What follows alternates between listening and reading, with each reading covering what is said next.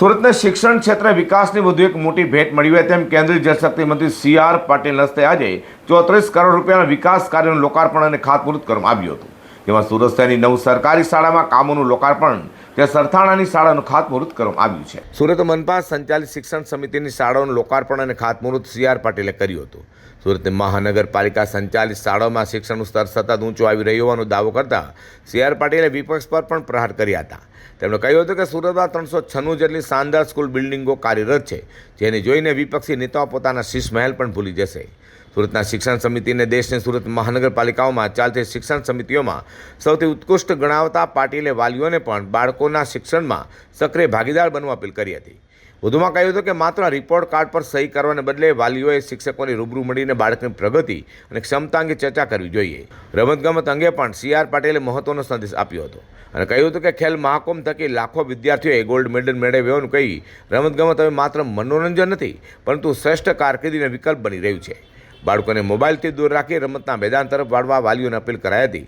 હાલ સુરત પાલિકાની શાળાઓમાં 2,10,000થી વધુ વિદ્યાર્થીઓ અને 5,000થી વધુ શિક્ષકો સેવા આપી રહ્યા છે.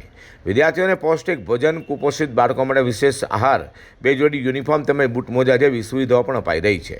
આજનો જે કાર્યક્રમ છે અત્યંત મહત્વનો કાર્યક્રમ છે.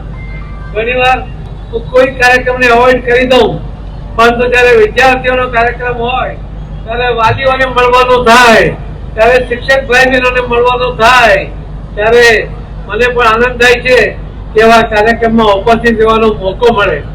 આ શિક્ષકો ફક્ત શિક્ષણનું કાર્ય નથી કરતા, પણ સાથે સાથે સમાજ સુધારણાનું પણ કામ કરે છે. જે મા બાપ પોતાના બાળકોને અમુક જે કુટેવો છોડાવી નથી શકતા, એ શિક્ષકો જ્યારે પોતાના વિદ્યાર્થીને એ સમજાવે છે ત્યારે બાળક એવા કુટેવોમાંથી પણ દૂર થઈ જાય છે. એને કદાચ વારંવાર મોબાઈલ જોવાની ટેવ હોય તો એમાંથી પણ એનો છુટકારો થાય છે. એને પુસ્તકોમાં રસ પડે એ પ્રકારના પુસ્તકો વાંચવા માટે પણ, એવા પુસ્તકો આપવા માટે પણ આ શિક્ષકો પ્રયત્ન કરતા હોય છે. એના કારણે પણ બાળકોનું ઘડતર થતું હોય છે.